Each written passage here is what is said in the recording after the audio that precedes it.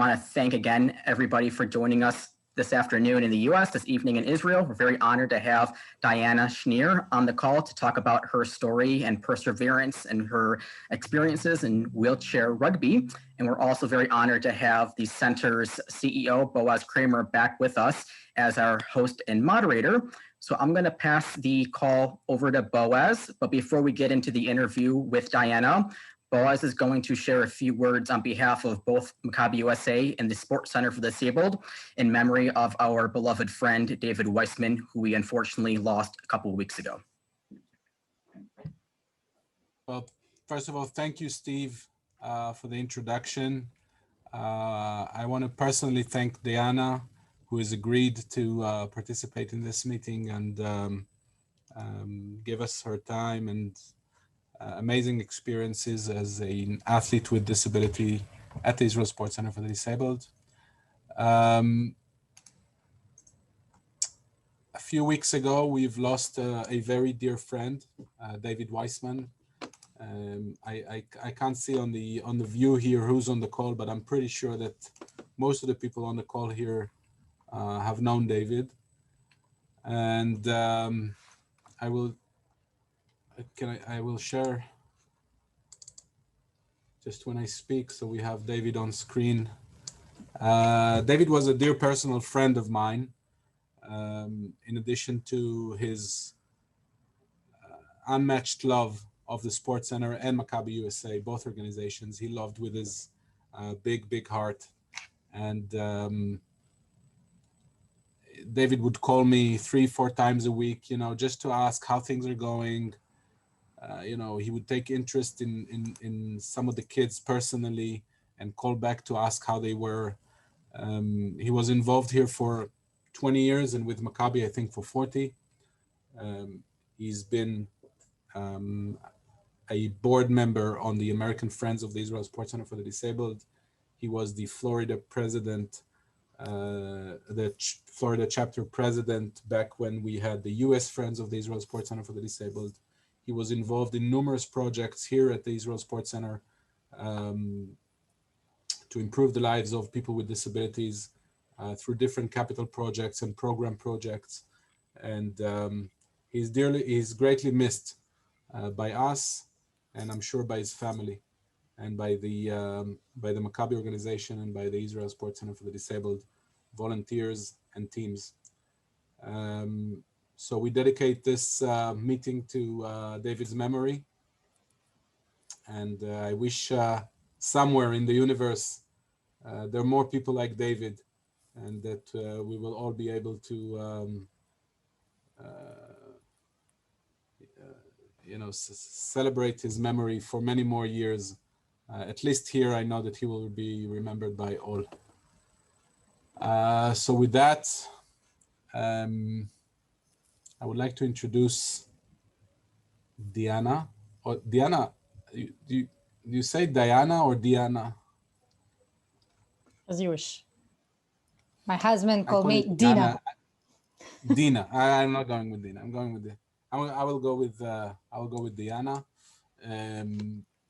Before I start talking to Diana, I want to show you a little piece of video that we did about a year ago, starring Diana as the only woman on the Israeli national wheelchair basketball team. So I'm still sharing my screen, Rugby. right? Rugby team. Rugby team. What'd they say? Basketball. Basketball.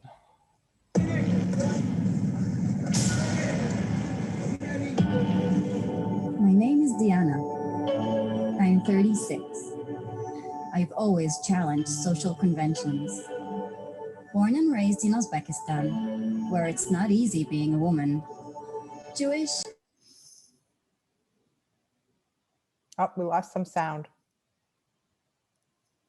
I think when you muted everybody, you muted, uh-oh. Boaz, can you take your, put yourself off mute?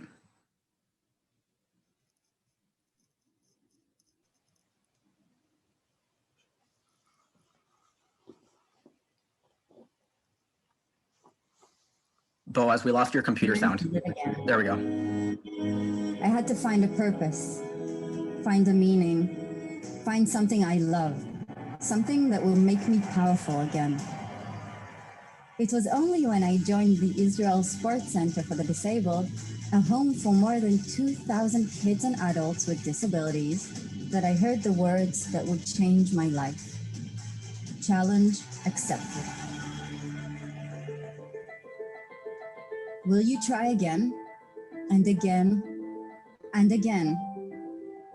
Challenge accepted. Will you put up a fight every single day at kindergarten to climb this ladder despite your disability? Would you retry a hit 1,000 times until you get it? Challenge accepted. Will you drive hours at a time so your daughter never misses practice? Could you raise not one, but 2 little girls with cerebral palsy? Challenge accepted. Will you give your heart out to the kids with disabilities you train, while yourself living with a disability? Will you rise to be the best, despite losing your leg in an accident? Challenge accepted.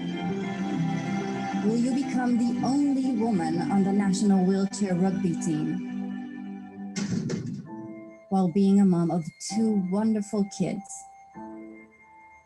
Well, challenge accepted.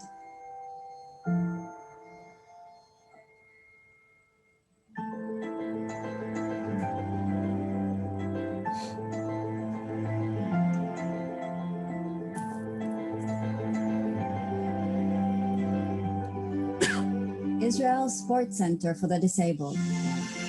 Whatever life brings, the answer is always challenge accepted. Join us.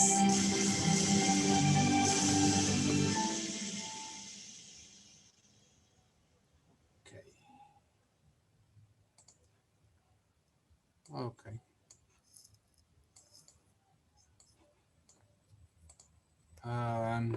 Are we back? Good.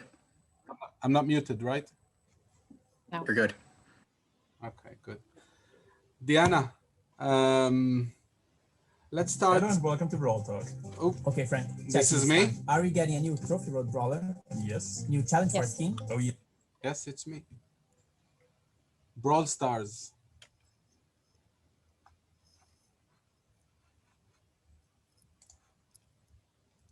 Sorry for my technical difficulties. Just 1 second. Bear with me. Okay. Diana, thank you for joining us. I've been born with a disability, so I've been in a wheelchair all my life. In fact, that's not true. I was using a walker when I was a child, and then later on, I walked with crutches a little bit, but I was disabled all my life. So I've experienced childhood in a wheelchair. I want to hear your perspective before we go into your personal life, before we go into your family, before we go into what brought you to play rugby and what brought you to do all the wonderful things you do today.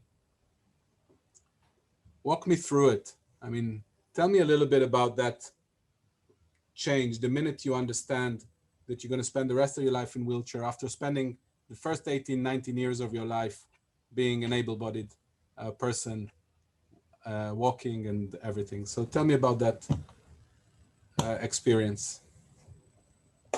It's funny that you asking. It's the first time that somebody asked me for it. First of all, I wanted to thank you that I'm here for the possibility to be here, and I can say that I feel strong woman now, and before the wheelchair I was disabled. Okay, Explain I was that. Explain.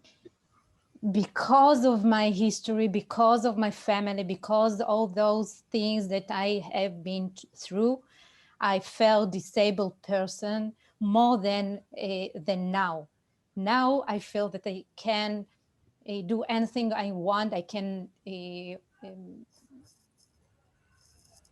win. I can work. I can have fun with my family. And before being disabled person physically, I felt a disabled person mentally.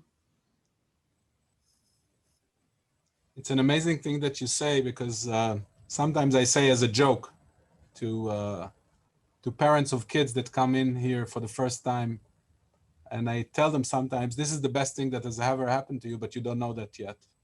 And it's a joke, but sometimes it's a reality, right? Yeah, you are right. Only Tell us in a the little bit wheelchair, about- when I started to control my wheelchair, when I understood that it's not wheelchair, it's the equipment, it's this is the war machine, yeah, that I can use for my for everything, to win, to fly, to do everything. I don't feel it at all. It's amazing that you say that. A lot of times the people that are not born disabled, that they acquire a disability, sometimes there's this perception that it's harder to become disabled than to be born disabled. And sometimes you will never understand. People tell me you will never understand what happens to a person when they're injured and they end up in a wheelchair. And to them, I always answer, you will never understand what it is to be a child in a wheelchair. So speaking of childhood, so tell us a little bit about yourself. Tell us where you're from. Tell us a little bit about your childhood, your family.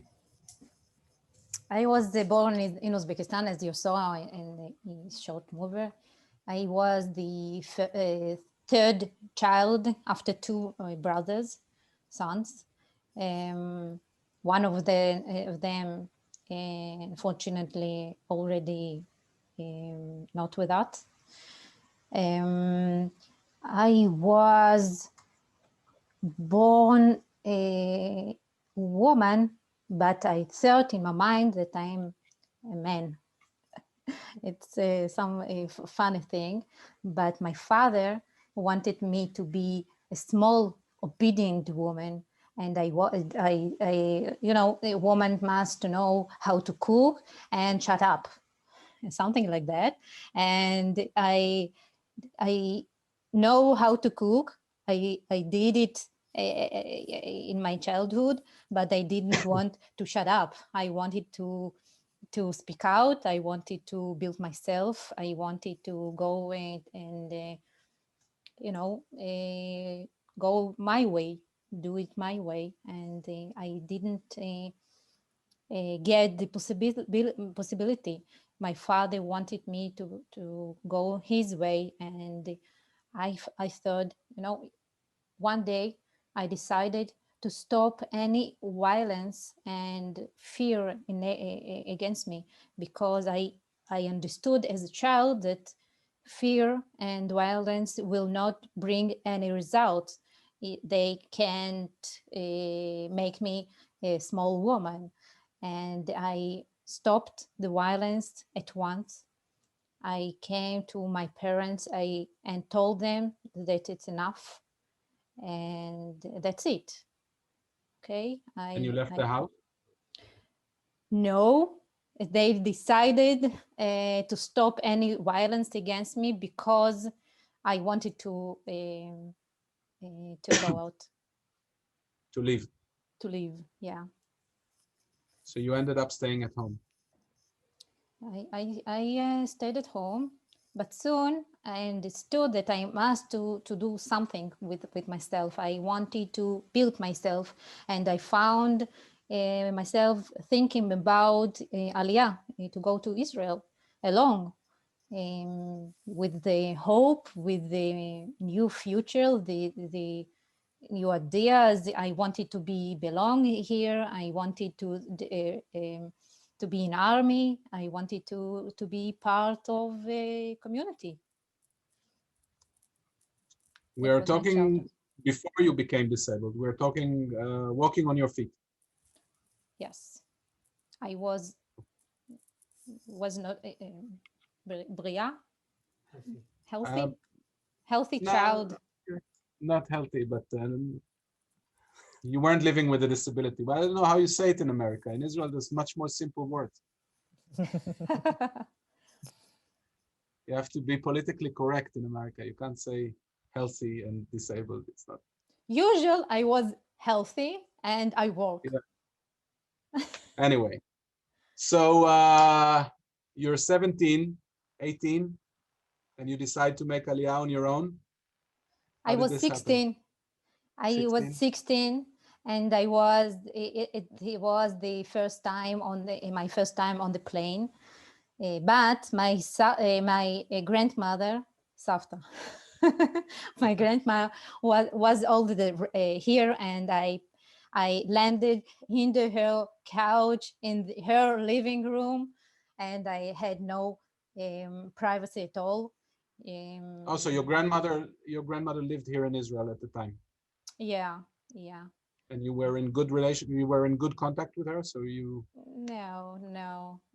She left when I was, only 10. And she went to Israel, and she didn't know how to treat me, how to care of me, because she thought that I'm a little child. She didn't know that, she didn't feel that I'm already 16. Right. It was not a good connection. How did your parents accept your departure, your leaving to Israel? I think that they knew that there is no another possibility. They didn't want to me to stay there because it's not safe enough. Safe. For me, because there were no place for Jewish girl. Did you feel anti-Semitism there in Uzbekistan? Not too much, but there are many men that was around me all the time if I go out anytime. And my So parents. You feel unsafe, yes? Regardless of your Judaism, you felt unsafe. My parents felt the time not safe. Right. And they send me to Israel to be safe. It's very funny. Yeah. Well, depends on what time of year. When is this? 1998. 1998. Yes. 1998. So you end up in Israel. You're 16, 17. Tell us about that period of time of your life. There are no friends. I have no possibility to I have no because I didn't know how to get any friends because of my childhood, because all the time I was at home, and they know I had no friends at home also. So here I started to do something I knew. It's a study. I started to learn Hebrew. I started to learn some course for Olim in university. Okay, and I was like 17 when my neighbor sexually assaulted me.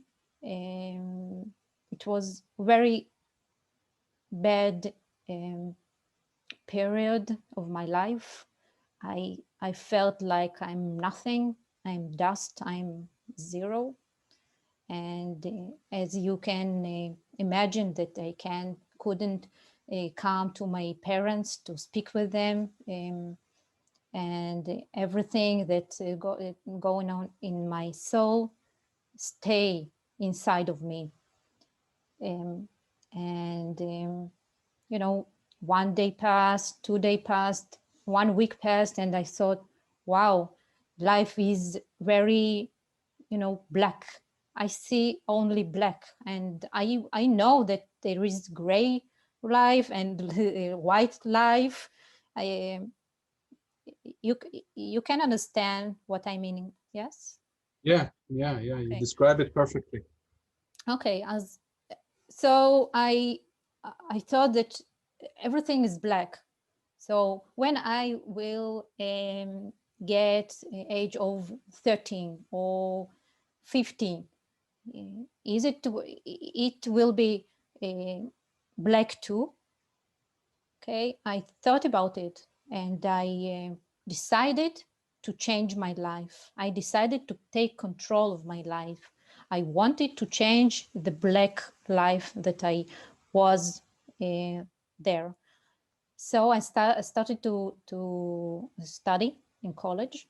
I wanted to do something. I didn't know what to do, but I knew that I must to do something. So I started to study in college. Do you want to ask any questions? I think I think you've described the first period in Israel and how difficult it was with the sexual assault and everything, but you've skipped the part where you ended up in a wheelchair. I was not in a wheelchair yet.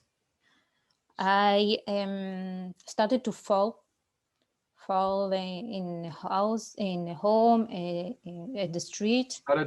You started to fall. Oh, okay. Lose your balance. Yes. I didn't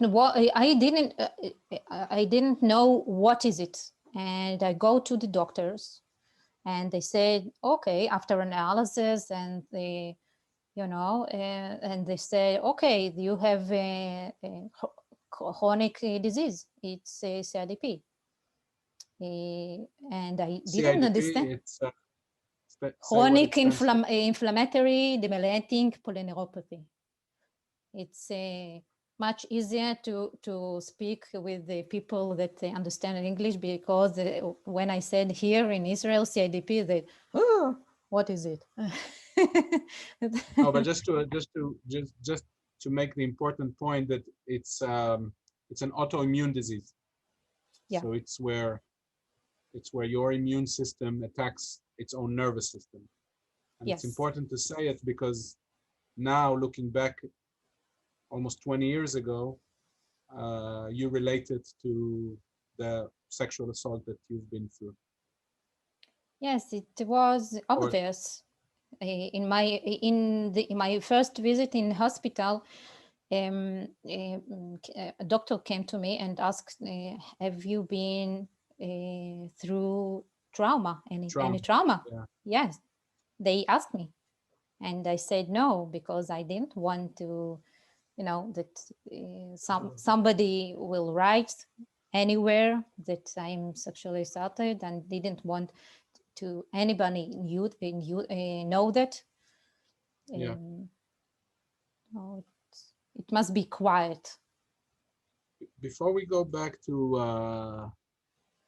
to the story of how you ended up in wheelchair and the process of your disease, I want to go back about, as far as I know, this is 2 or 3 years ago that you decided to come out with your story.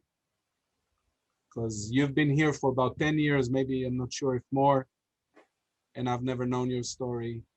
And most people here didn't know your story. But then you've decided 2-3 years ago to come out with a story and started to speak about your difficult story. So tell us a little bit about that. What brought you to that point 2 or 3 years ago when you came into this office? And I remember that conversation and you told me your story. Tell us a little bit about that point in time. It's amazing, but you must know that Boaz was the first person that I have told him about my story, about the sexual abuse, because I felt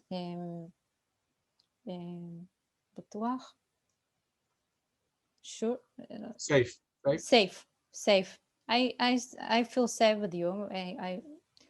I felt something that you can lead me to the right point, and I was right with that. I was strong enough to speak out, to show that the woman that had sexually assaulted can live happy life. She can do something with her life, and she must not live the gray life. She can have the white life. She can Colorful, do it. maybe colorful more than white.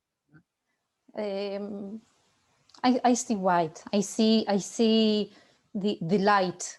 I like a sun. I feel some light in my life.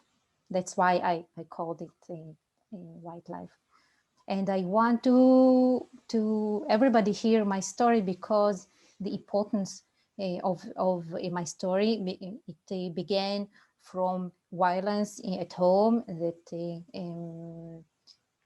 made me quiet, obedient.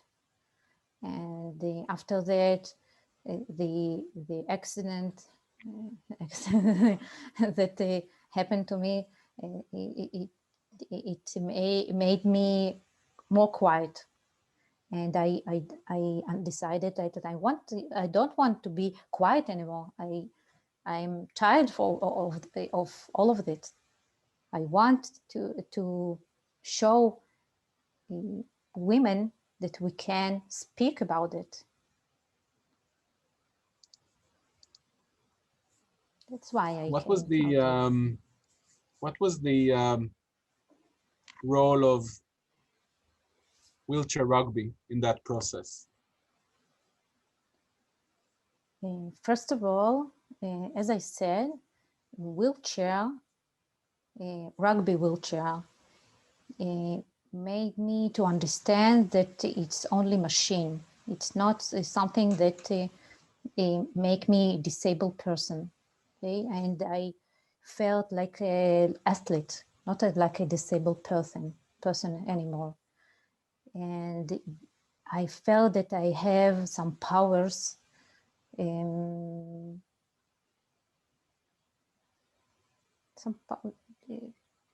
I felt the power.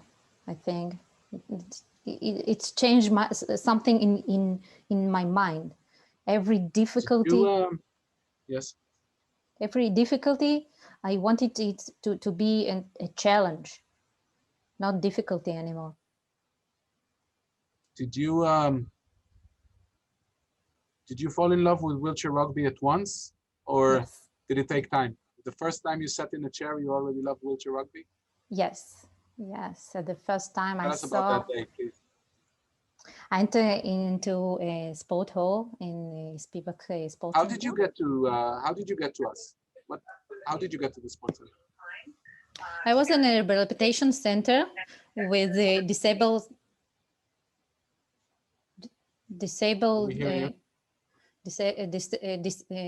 other disabled people that I knew from there, and I didn't want to connect to them. That I thought till that time, I thought that disabled person are depressed, and I didn't want to connect to them. but at the rehabilitation center, I felt support, and I felt that I'm in the computer, one of the community. And they told me about the Spivak Center. Okay, there is a center with some kind of sports you can try. Okay, something like that. And I came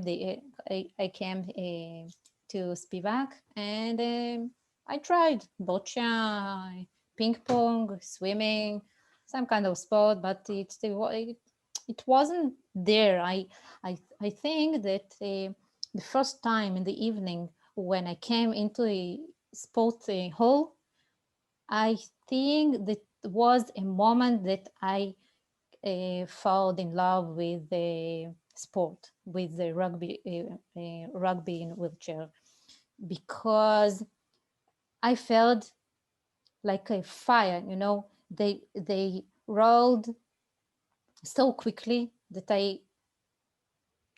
I couldn't imagine till that time that disabled people can do that thing.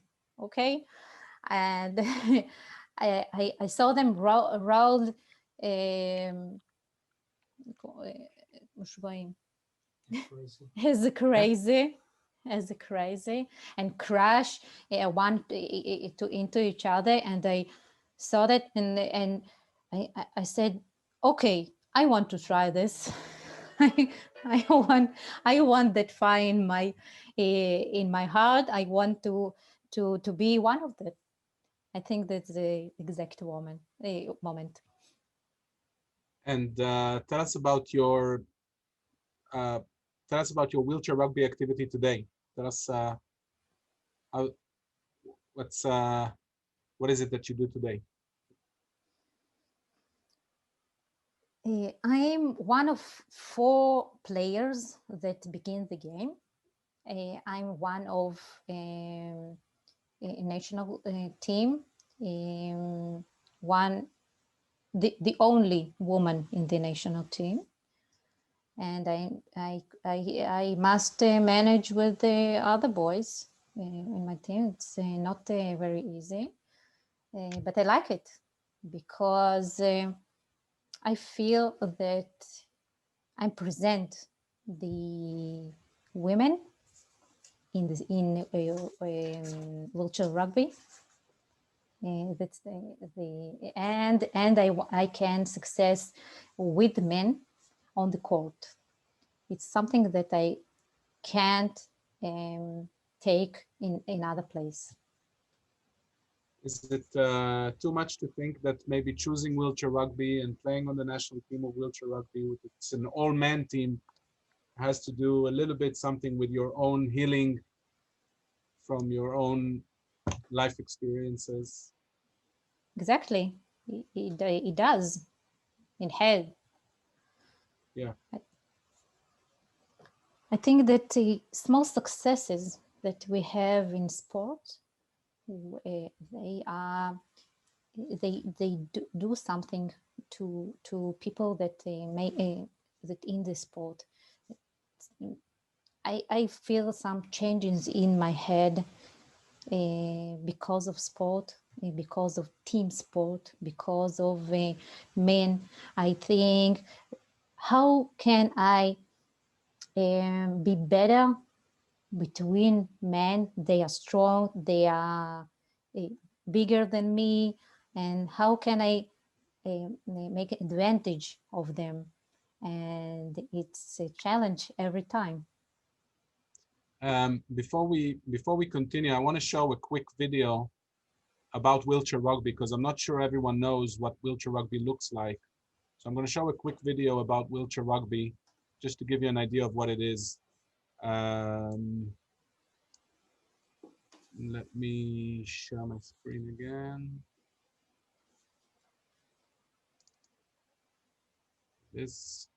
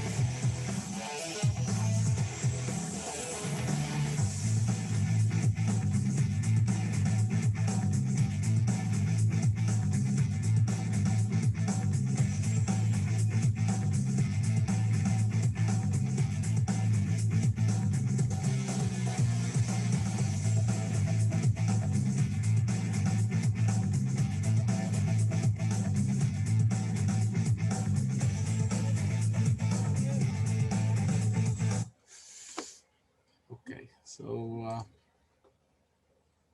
wheelchair rugby, it's a very high intensity contact sport. Not very popular with our female athletes. But we do have, other than Diana, we do have one more, Diana. We have 2 more women in the second. 2 more women on the team, but only one plays on the national team. Yes. And that means that you travel with the rugby team, and you have traveled with them to the European Championships a few times, 3 times already. More than that. More than 3 times? More 5 than 3 times? times. I don't even remember. I don't count. How many years? Yeah. I don't count. Your husband sits next to you. Tell us how you guys met. Just He's a shy, moment. I know. Yeah. I know he's shy. He's very, very handsome. Tell us the story of how you two met. He's a wonderful man. I can imagine my life without him. Just for knowing. I met him on in the college. When I was without any friends, and I started with the hospital and go there each month,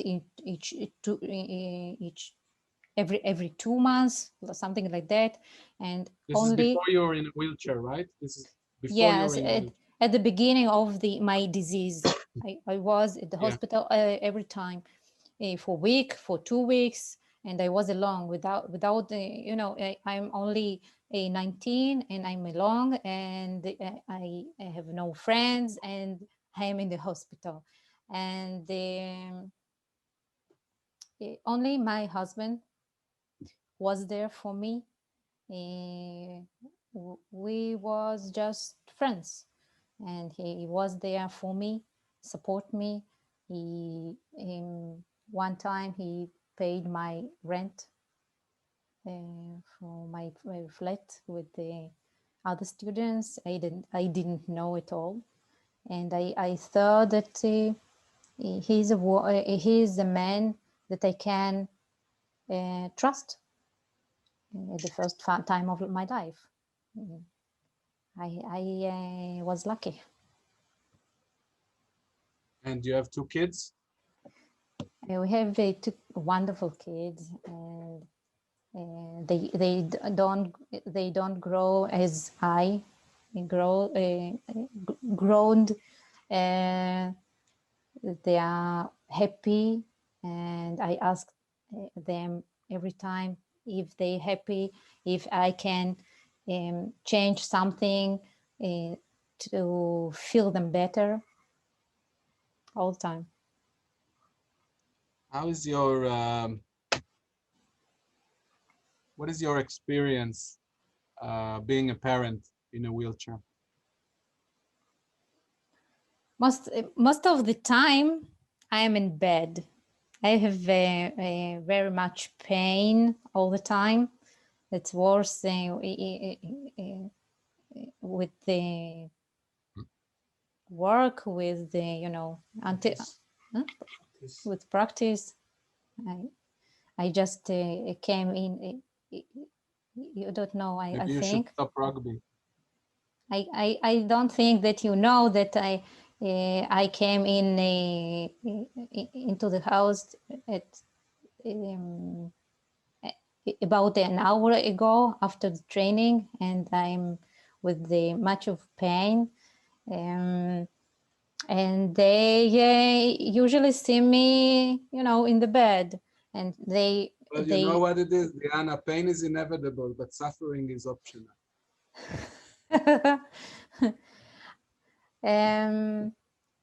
They help me in anything that I want. I understand.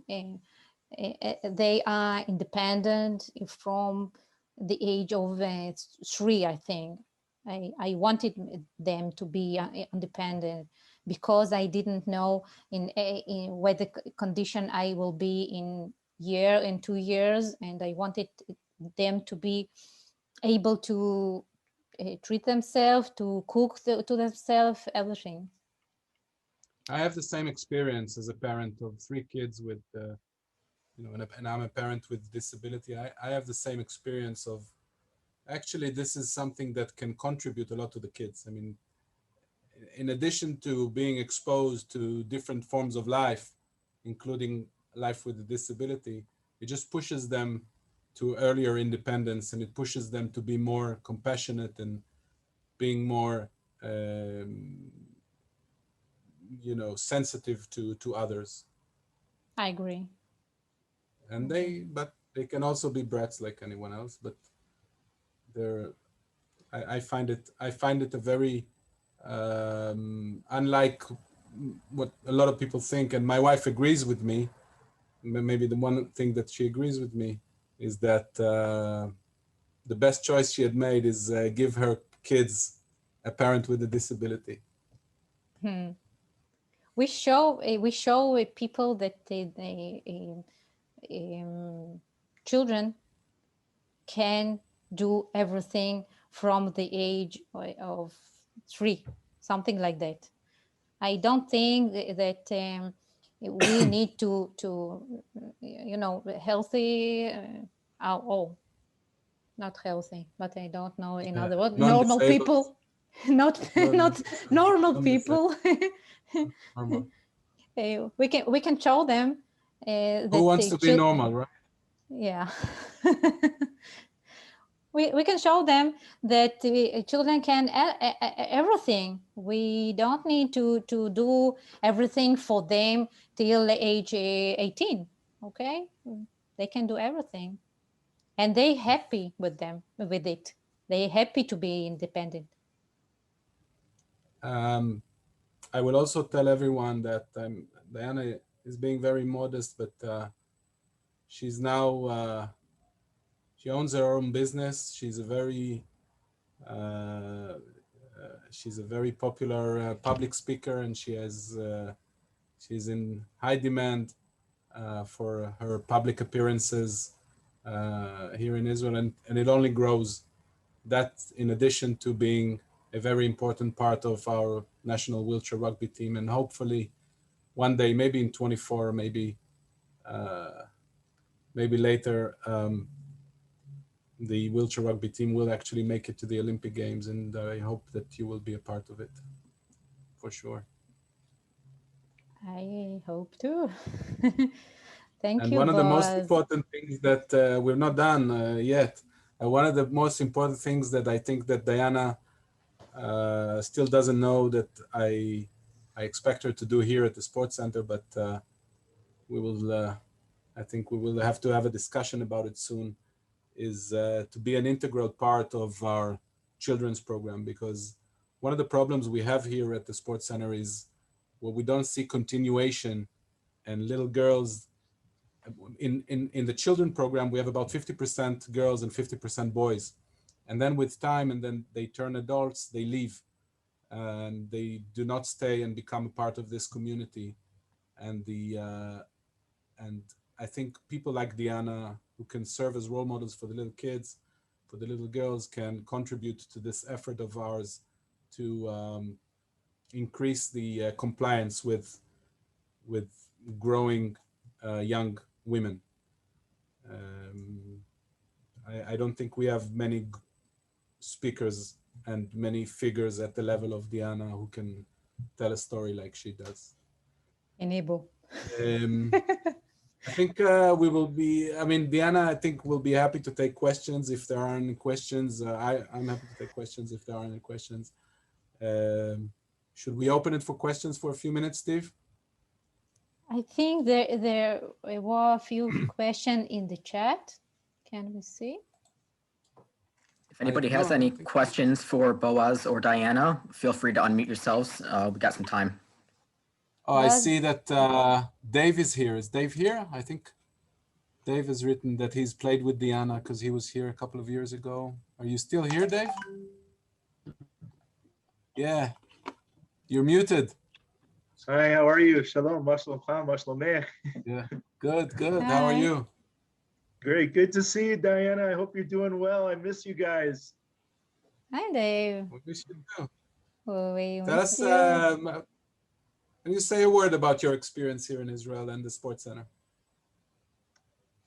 My experience was great.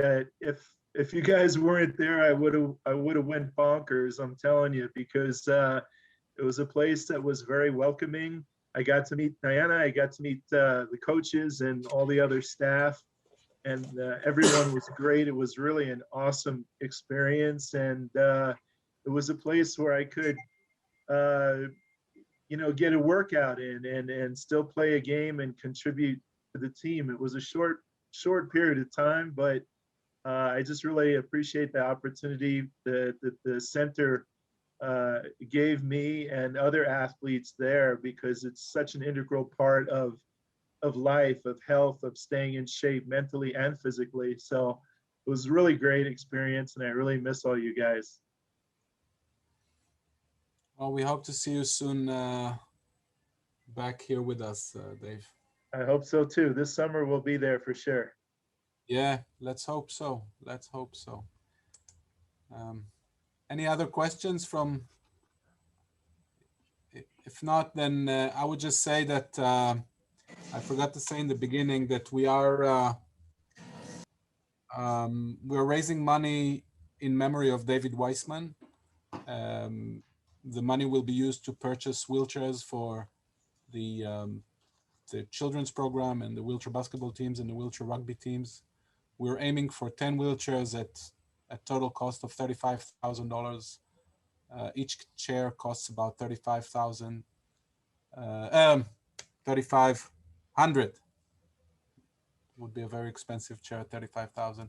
3,500, and whatever you feel that you can give to honor David's memory would be greatly appreciated.